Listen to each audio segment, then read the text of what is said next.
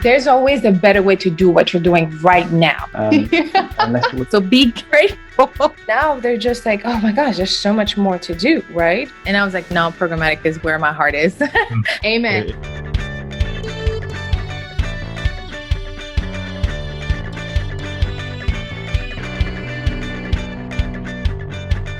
Welcome to another episode of the Programmatic Digest podcast. I have a very special guest on the podcast today, Michelle Ngome. How are you doing today, Michelle? I'm doing great. Thanks for having me today. Thank you for coming. Listen, Michelle is a badass. I don't know, but like y'all better sit down, stop working out on this episode because this is gonna be good.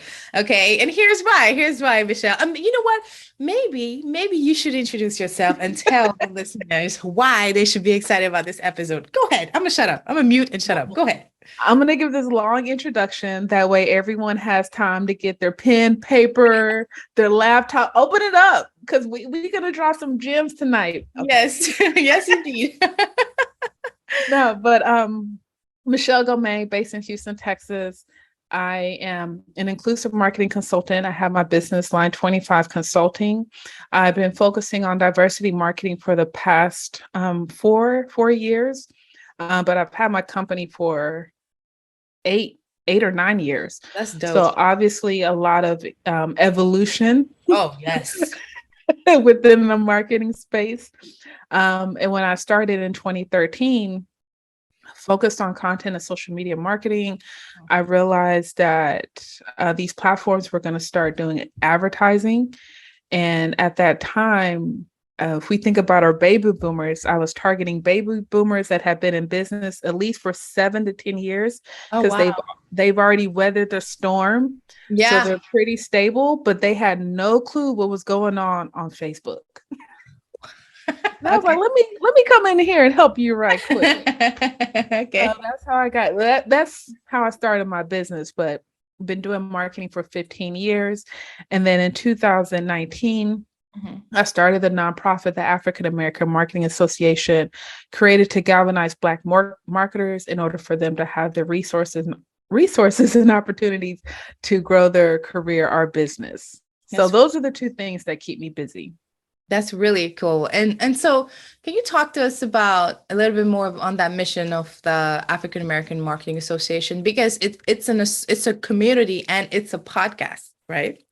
Yeah. So once again, really started, I was working at a law firm and I was the only marketer. And I was talking to other marketers and they're like, you're a team of one? Like, how are we with these companies and we're a team of one when marketing has at least 20 different things that need to be focused on, right?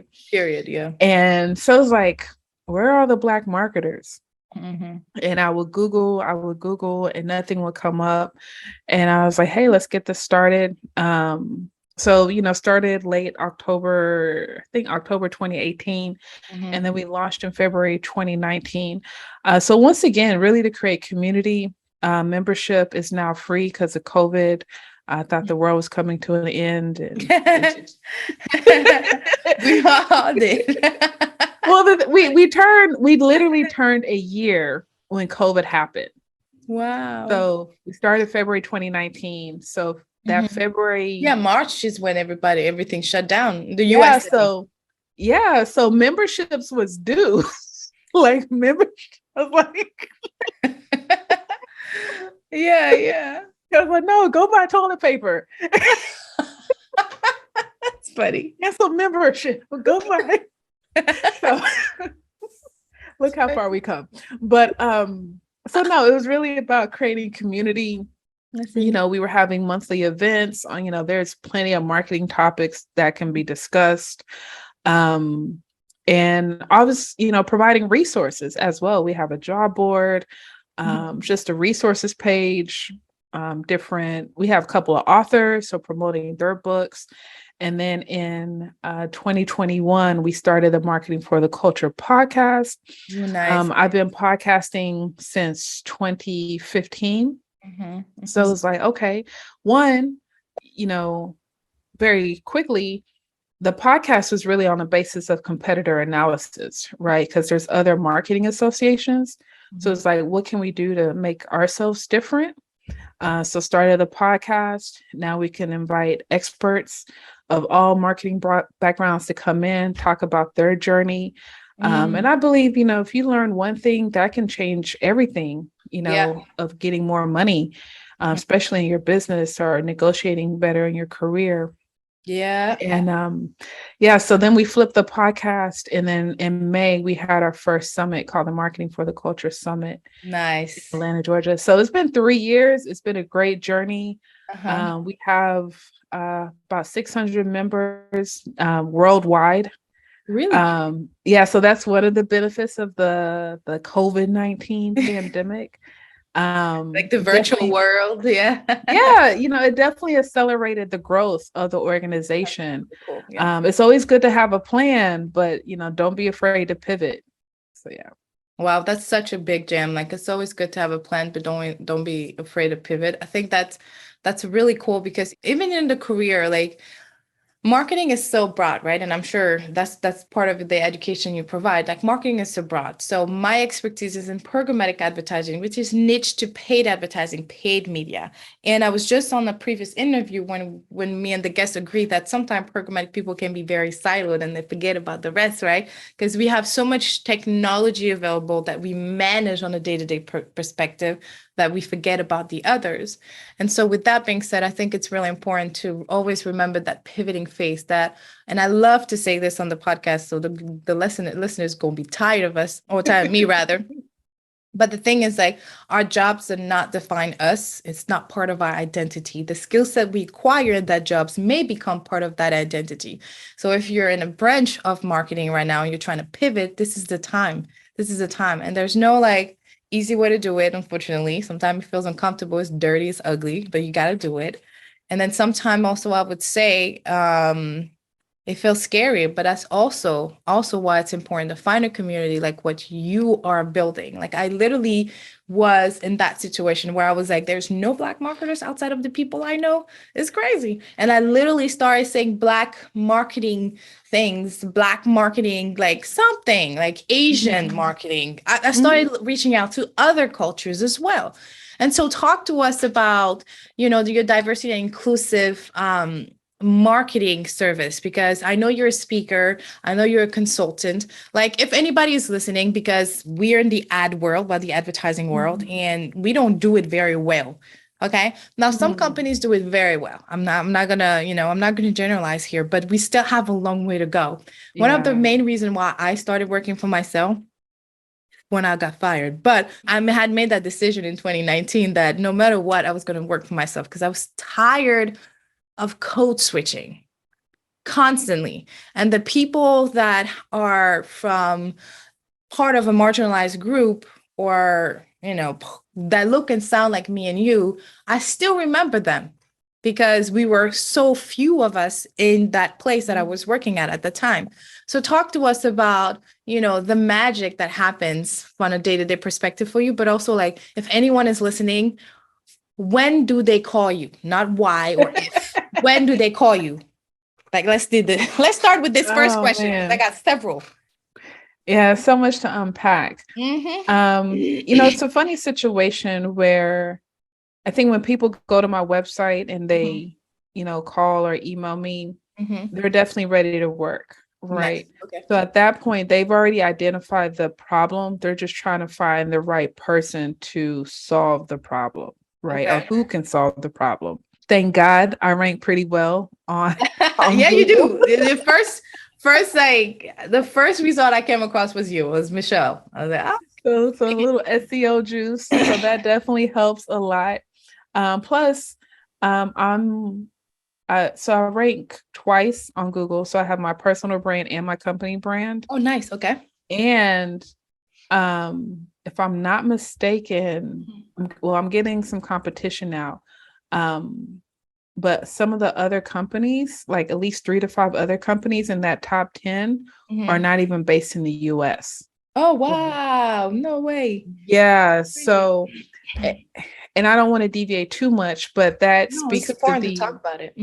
the importance of finding a niche, honing in on those keywords, and creating content in order for you to rank. And, that is work that I did late 2019 and I revamped stuff in 2020. So we can get into that later. Okay. Because once again, so much stuff about marketing we can talk about. But yeah, most people call me when they already have identified the problem. They're just looking for the right person to solve it. So I've been fortunate to work on projects where I'm either writing the communication for them when it comes to their website, maybe emails for a survey.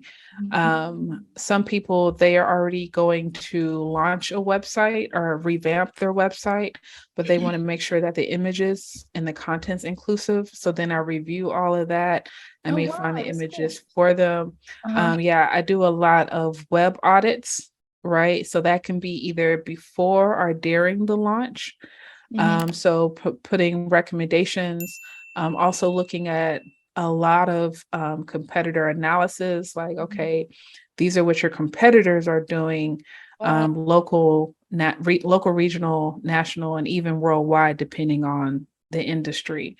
So I do a lot of that. And then obviously the speaking, excuse me, in person or online. And I love doing the speaking, and I really believe this. If you speak well, that can usually turn into a consulting opportunity, whether it's short term or long term. So those are I think, 3 or 4 things that keep me busy within my Line 25 business. Got it. So let me just clarify a couple of things for our listeners, because we know diversity is a problem and it's a challenge for a lot of companies. But let's really identify what that really means for them, right? Because I want them to know what a problem can look like. Because again, everybody has a different definition of DEI, and have a different definition of the problem. Okay. So can you enlighten us on, like, when you're going through this situation, you need to give me a call, or at least partner with somebody like me. So what does the problem look like for real for those people? And because I know you talked about website auditing and things like that, but like, what's really the source? Like, how do they know what are the signs that, shucks, we're going to have to call Michelle real quick. So the biggest problem is they're not diverse, right? So whether it's the website, they know that for the most part, there's a lot of white people on the website, right? And one thing I say is white people can't police white people, right? So if you have white decision makers, a white marketing team, they're going to look at these images and be like, everything's fine. They're going to look at this campaign, the content, and be like, everything's fine. I see what you mean. They're not going to look at a broad lens of, yes, I'm a Black woman, but at the same time, there's a lot of intersection there, right? 1, I'm queer. 2, although this is not necessarily on my resume, but I work with people with disabilities. You know, that's how I paid my way through college. That's right? Part of diversity right there. I'm sorry, you're supposed to tell us about the problem. Let me right. So, so I have a heart for people with disabilities. Neurodiversity is, getting more attention too. So it's like, okay, is your website accessible? So that's the perspective that I bring to the client, that goes beyond 1, my race. And then of course I have education and experience to back that up. 2, especially now where people know the power of particularly the Black dollar. But if we look at Blacks, Asians, and Hispanics, they're spending, each group is spending over $1 trillion a year on consumer products, right? Wow. Trillion. That's a lot of zeros, yo. Trillion. Right. And that's each minority group. Wow. And these groups, these communities of color, like, we are really brand loyal, right? But we know representation matters. So if we don't see ourselves, we're not, like, if we don't see ourselves in a commercial on your Instagram page, we're probably not going to go to your website. if we're not going to go to your website, we're not going to buy your product, your service, or visit your shop, you know. And then the third thing is, how do you make diversity 365 and not Mm, just that's 30 days? that's good. Yeah, Right. tell us. Mm-hmm. So, so now, we're in September, Mm-hmm. but September 15th through October 15th is Hispanic Heritage Month, Oh, nice. right? So, you know, that's great, right? They definitely need to be acknowledged. But at the same time, how are you making your employees feel comfortable 365, right? How are Mm, you making your Hispanic customers feel inclusive 365? mhm. So I kind of come in and teach organizations, especially marketing departments, on how to be mindful with that. You know, be mindful when you're creating content. You Mhm. know, what does the campaign look like? Not just on an individual picture, but the holistic campaign, is it inclusive? And how do you keep people engaged, especially employees, Mhm. throughout the entire year? Wow. So I've created a framework for that. So it's been a pleasure, you know, teaching marketing departments and marketing agencies on how to do that. Do you certify DI? Did you mention that you had a program or course to take? Oh, so no. I do have a framework. It's called Mhm. the 5-point framework to inclusive marketing. Okay. And there's no certification, but Okay. the foundation is your content and communication. So one, your content is the content that's going to consumers. Wow. And Okay. in this case, your communication is internal. So how are you communicating to your employees? Over the past 3 years, there's been a lot of diversity statements. A Mhm. couple of months ago, we had Roe versus Wade. That's Oh, diversity, you know, women's rights. yeah. We had Stop Asian Hate, Hmm. Black Lives Matter, right? So all of those are communication statements. In most cases, companies are sending internal communications um, to acknowledge their stance on a certain situation before they share it to the world, right? So, how are you communicating? The second thing is, Wow. how are you marketing to candidates? So, one thing that's starting to come on the rise is recruitment marketing, Yeah. Hmm. right? So, you want a diverse workforce, but how are you marketing to diverse candidates? What are you doing to find these candidates? Are you going to historical Black colleges and universities? Are you going to Hispanic serving institutions? Are you going to professional organizations for the mid-level and C-level opportunities? And then three, we have company culture, right? So Oh, that's all about employee engagement, the affinity groups. And I know that's hard because of the pandemic. We've gone into this virtual world. But what does the company culture look like? wow. And then four is pretty much the client and consumer marketing, whether it's B2B or B2C. A lot of us are already doing that really well because we've already been taught to market for revenue, right? Yeah. Um, and then number five is probably my favorite, Mhm. is community engagement. And I love that for the small business owner, because Yeah. the small business owner, they can't compete with money that Nike has, right? Or Oh. Chase has. But I'm like, how can you get involved in your community? Is there a scholarship? Are you volunteering? Um, are you speaking? Like on later on this week, the American Advertising Federation at the University of Houston, I'm going Mhm. to go speak to those kids, you Yeah. know, on diversity marketing. So it's like, how can you get involved? And the thing is, when you do all of these things, you're creating content for your brand Yeah. Of course. Yeah. that you can put on Everything social media. content is everywhere. Everything is content out here in these streets. Let me tell you, I'm literally looking at a marketing agency to help me repurpose all this content. They saw they reached out to me on Yeah, Instagram. They're like, you can do X X X. I said, I yeah, can do all of this again. They're like, yes, fam. Listen, here's really it quick what we takes can do. time. I Yeah, said, great marketing. You yeah, take my money. Let's talk. It takes a lot of time. yeah. That's a great point. That's a great point. So that's the framework. And I feel like it's a very holistic approach. Very. But I understand, it takes resources such as manpower and maybe even finances to do it well, but it can be done.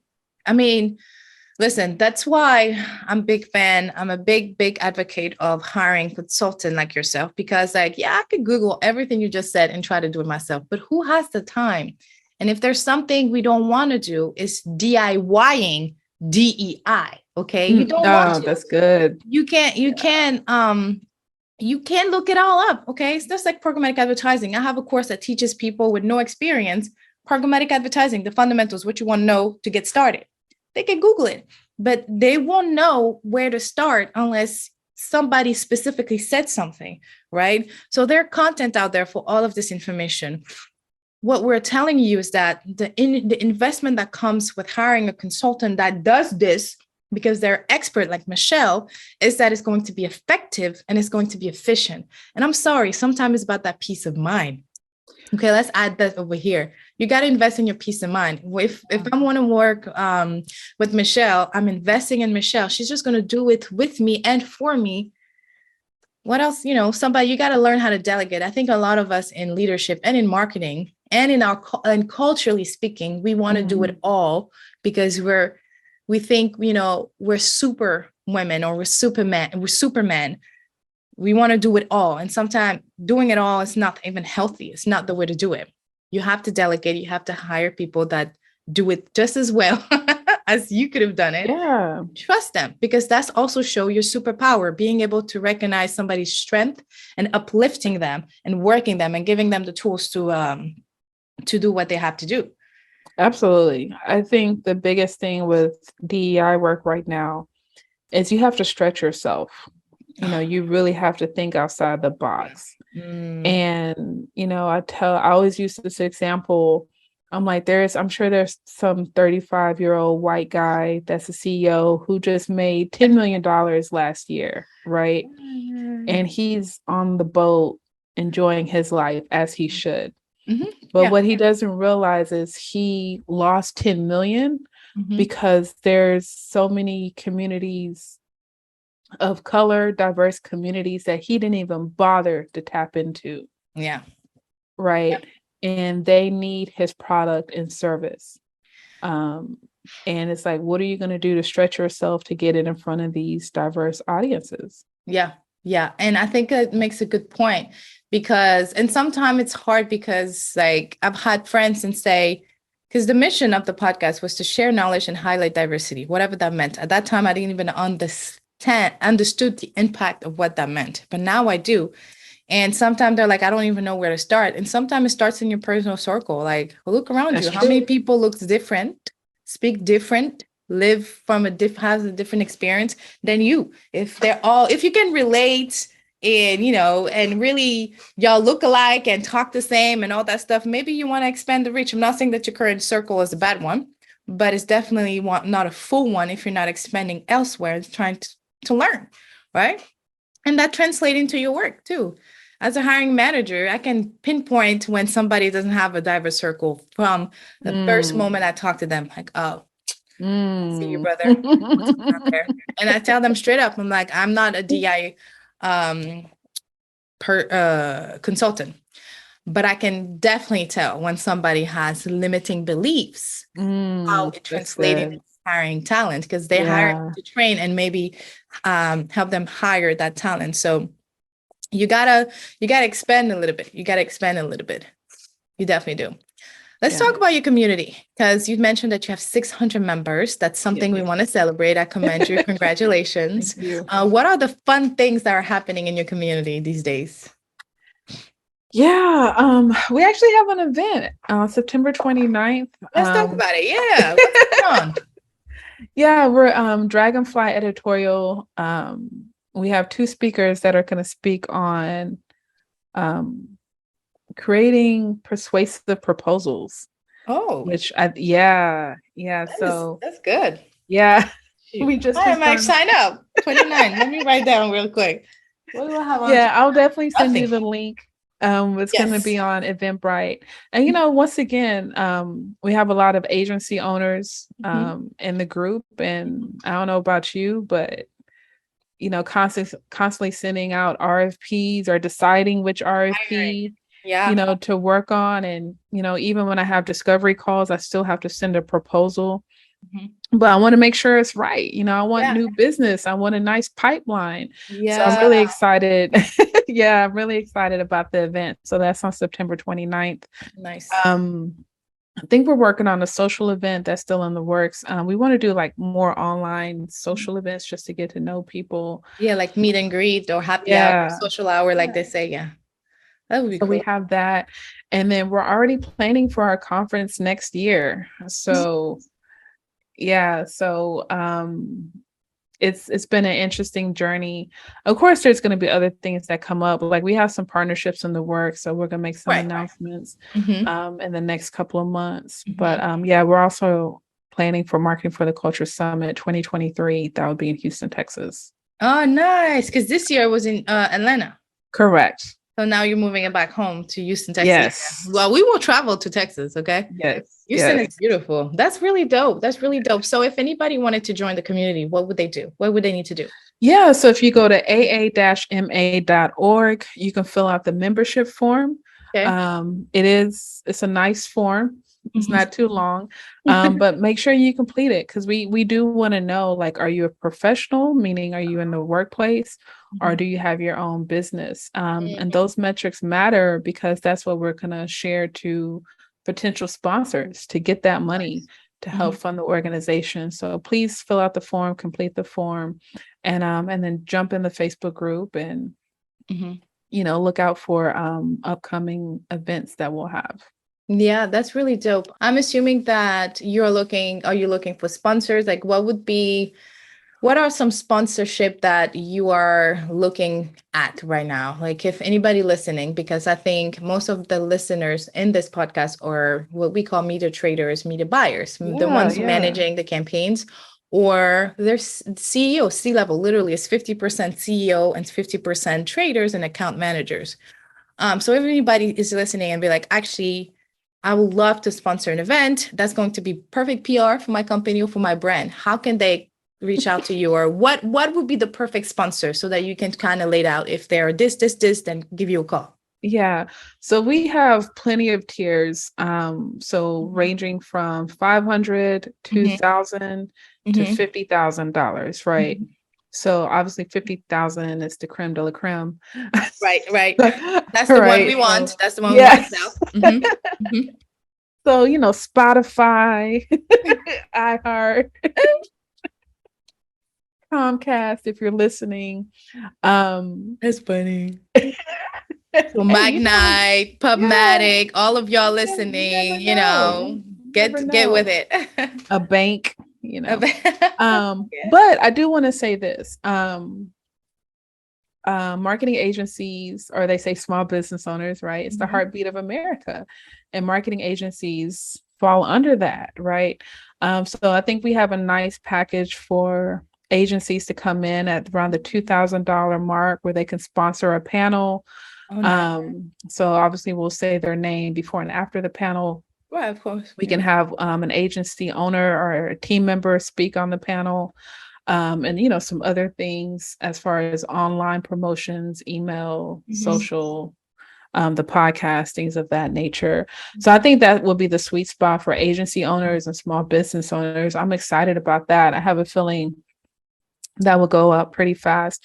Yeah. But as far as the perfect sponsor, obviously it's the hybrid between marketing and technology, right? That's good. So I just mentioned the agency owners, but then there's a lot of SaaS products that allows us to be better marketers, right? It Yeah, allows us to be yeah. efficient marketers. That's good. So like I plan on reaching out to SEMrush, Ahrefs. I think there needs to be more talk about SEO because I always say SEO is not sexy, right? Listen, But it stay works. It's away from that workable. field. Listen, it is so important. That's why I hire people. I'm like, listen, I don't even want to know Yeah. what SEO is about. You do what you gotta do. I see So results. I see results, yeah. So, I'm one of those people, I kind of relate it to stock a little bit. I don't do a lot of investing, but it's like, what are those products that I'm using? Right? That's what I want to invest in. Mm-hmm. And if I'm already using SEMrush, I'm like, hey, I use this tool. You can look at my account right now. Right. Yeah. Yeah. you know, do you want to get behind this mission? Mm-hmm. So those are some of the, I guess, types of sponsors that I'm considering. But at the same time, that's me speaking as a leader. We Right, of definitely have a course. planning committee. So there's a team behind me that we're going to divide and conquer when it comes to this. And I have a great network, right? And I know lots of times there's always those crazy memes on social, like your friends don't support your business because they didn't buy a product or service, right? But I have friends that, and not just face to face, like Right. online friends I haven't Yeah, even yeah, met. yeah, yeah, yeah. I can relate. I can relate. Okay. I can relate. People that are not even in my field don't even know how to spell Yeah. programmatic media, and they'll be supporting me, pushing my product out there. Yeah, I get it. Yeah. And they're not, sometimes they're not even marketers, but they're like, hey, let me introduce you to this person, That part. Yes, ma'am. and like the knowledge, like, oh my God, earlier this year, I spoke to someone that had worked with Aspen Institute. Mm-hmm. And when I worked at the law firm, that's when I became familiar with the brand. And it's just Wow. like you worked there, like Yeah. that guy, there's no way I could have done that on my own. Mm-hmm. I had another Aw. colleague connect me with someone that worked at South by Southwest, and all Yeah. he did was partnerships. That is So so just cool. just to have those intros and be like, hey, can you look over my That's all stuff? it takes sometimes. That's all it takes is somebody like, maybe you should talk to this person. And like, if you're listening to this, like, that's literally all it takes, an introduction. And it Yes. doesn't take a long time. And people that get introduced to each other don't mind, right? And yeah, if you want to have the courtesy, what is it, courtesy to let the person know before I introduce you to this person, like, just know this is what they're trying to do. Yeah, do it. But most likely, like, it takes a long way for small business owners and for large accounts. Like, we talk a lot about small business owners, but most of those larger brands knew somebody that knew somebody before they sign up with that media holding company. Yeah. Let's be real. Let's be Yeah. real. Let's be real. Trade Desk and Walmart, which is very specific to my field, somebody knew each other. That's why now Walmart is using the Trade Desk as a DSP, as a main technology to place their media. Somebody knew somebody. So it doesn't matter if you're small, medium, large, or global, not global. It's about that connection. And I think I want to applaud you for really pointing it out in the podcast, because it's not talked about enough. Like, oh, can you, like, no, ask for that intro. And if you know somebody, go ahead and even intro it for them. Like, you have no idea how long it can take. And the last thing I'll say is that the intro might be today, but the result that you'll reap might be later on too. And that's really important. So remember, I always use the analogy of, again, my listeners going to be tired of me of saying, but I always use the analogy of like the farmer or the hunter. Like, sometimes networking is you farming for the future. Like, a farmer can just work. They plant seeds for 4 or 5 months. They don't really eat, right? And then for the remainder of the year, 6, 7, 8, 9 months, they're eating from what they were farming at the beginning. Whether the hunter is just like, I eat, I hunt, I eat, I hunt. Yeah. Both are pretty good. Okay. You got to have a balance between both. But networking, that introduction that Michelle is mentioning, is why it's important. And it's how we're farming. That's how we farm. And also, I know any organization that donates with us, they're literally aligned with our mission, right? Because I know, really important. Yeah, like, especially when George Floyd died, like the Urban League, NAACP, they're going to get all the money. Black Lives Matter, they're going to get all the money because they're first in mind, and those are legacy organizations. Yeah. And no shame in that. No. Okay. But I know when someone, listen, whether they give us $50 or $5,000, I know you Google. and I appreciate that. That's funny. I see you Googling. Okay. Pull the glasses down. Like, I see you. And also more importantly, they're a marketer too, right? Yeah. Yeah. They're a marketer too. So it's like, Yeah. oh, they're doing their homework. And it doesn't take much to Google. It's like Yeah. what to Google. But Mhm. I really appreciate it. Whether someone gives us $5 or $5,000, Yeah. I know they're literally aligned with what we're trying to do here. Yeah, that's really dope. And I appreciate you for sharing that. So if you're listening, Google, or it'll be in the show notes, all of her information, including the events, everything. Now, so I want to be respectful of your time. We're coming to an end here, but leave us with a wisdom, right? What is something you knew that you know now, right? That you wish you knew before? What is something you wish you told your freshman self, your younger self, when you first started, that you wish you know, but you know now?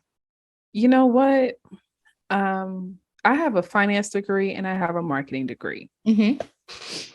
But I wish someone told me about managing cash flow Oh, wow. in your That's good. business.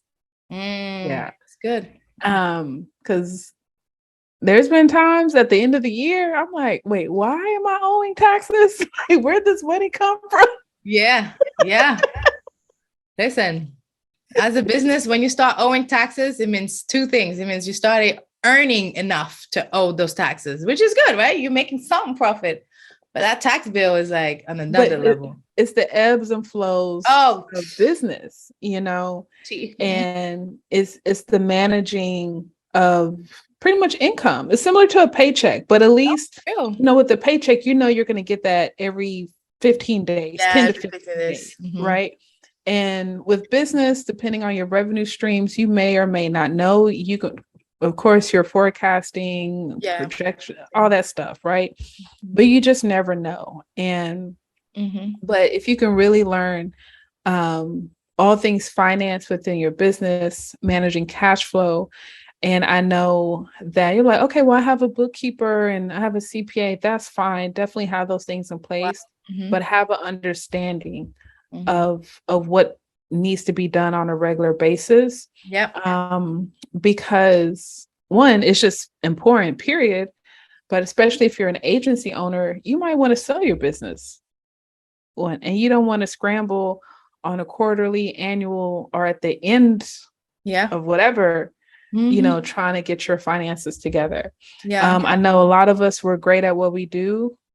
But when it comes to the accounting side, not so much.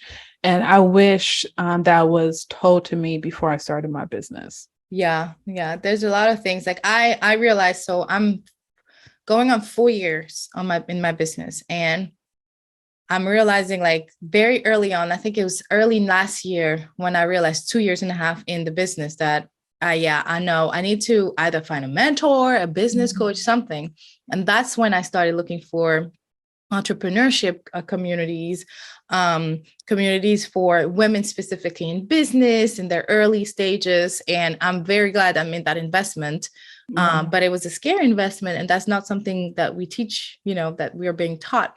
Like you got to invest in yourself in order to advance.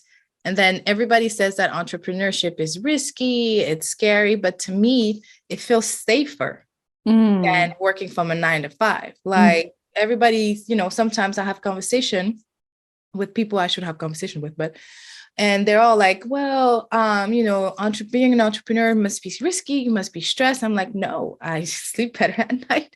I have control over my day. I have control over my income, and just like a 9 to 5, I can lose clients as much as I can gain clients. Like you can get fired in a heartbeat, especially in some of those East Coast states that I live in. Okay. Those what is it, Commonwealth states that don't need to give you a reason to let you go or any severance packages. So to me, it's always like this. And I'm not saying this for anyone that is not an entrepreneur to get into entrepreneurship. I'm just saying that even if you are happy at your job, you are challenged at your job, or maybe flipping the coin, you're not at all, there's always an opportunity for you to pivot your own decisions, your own life, and that goes into making decision. So I mean, it goes back to what you said at the beginning. You got to pivot a little bit.